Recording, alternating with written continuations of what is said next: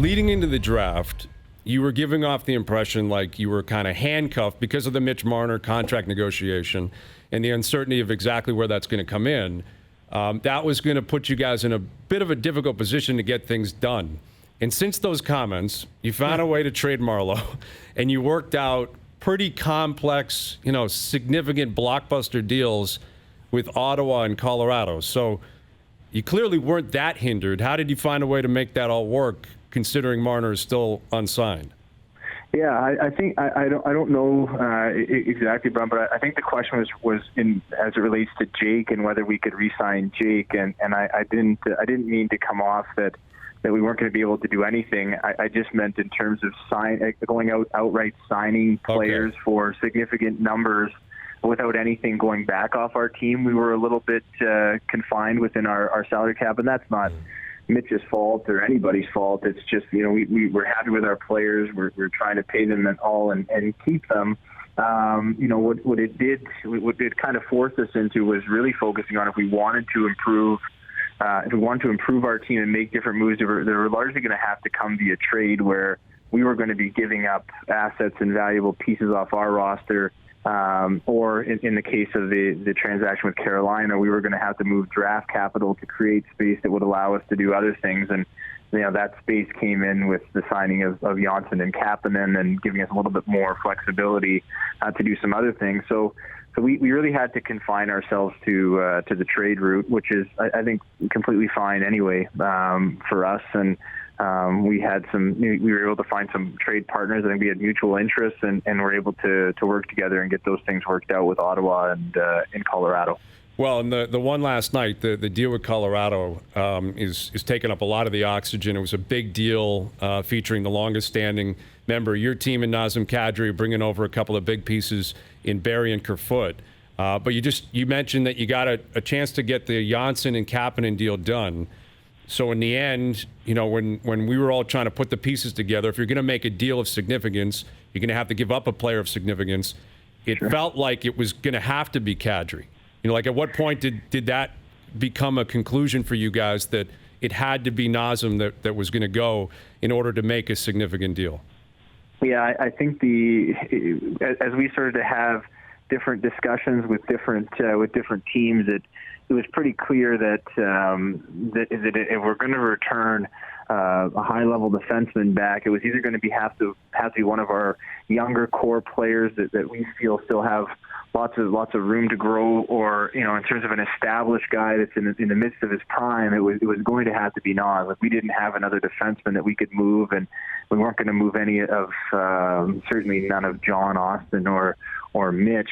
So we kind of got into that range where it was going to have to be Nas. That was what the other team said back to us. So then it was a matter of working through all the different scenarios and getting ourselves comfortable for moving on without him. And our keys that we sought to reach for in any deal was that we had to return a defenseman that was going to really help our team. But we also were hopeful, because Nas was signed for an extended period, that we were also hopeful that we were able to find a centerman that could also come in, or someone that had played center and conceivably fill in some of his minutes on the third line. And then we kind of paired that and narrowed down the teams that way, and then paired it with the fact that we were able to bring Spezza in. And then, we know we have Nylander can play center. We've got Spezza that certainly has mostly played center. I know he's played some wing in recent years, but just try to give us as many looks as possible. And this Colorado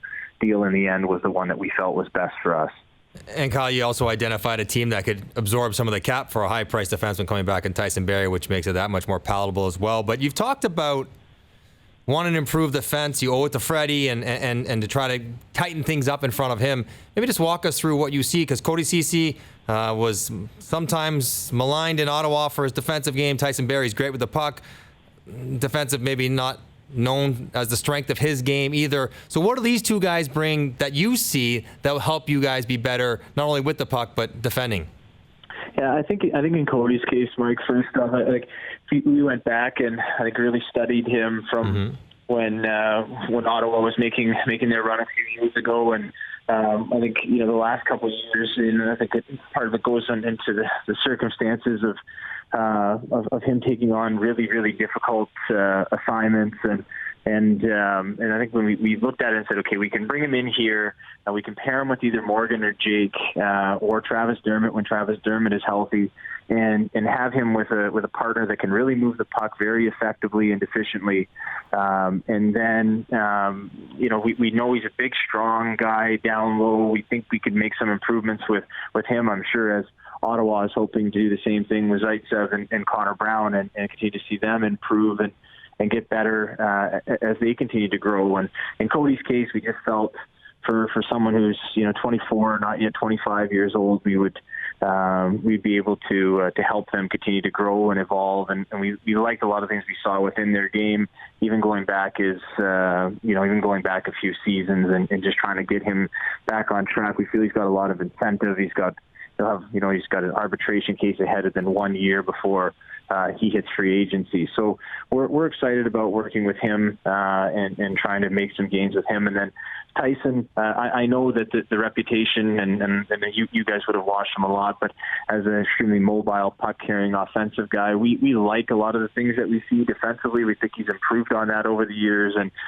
he's played with Muzzin before at the World Championships and been partners with him, and they've, in the past, it's a very small sample, but have had success in doing so. And I just think that with his strength and with how important a year it is for him as well, that Mike and Dave Haxtell and Paul McFarland will be on him about any of that. But the way that I look that we can best help Freddie and help our group is to have a group of players that can, the defense especially, that can get the puck and pass the puck to our forwards and get it out of our end so that we don't spend much time there. And then in Tyson's case as well, get up the ice and defend using his mobility and press right away versus backing in. So those are the types of things that I think of when I think of them. It's not, I guess, the traditional back in and kind of run guys in the defensive zone. We want guys that can get the puck quickly and then transition quickly so we don't spend much time there.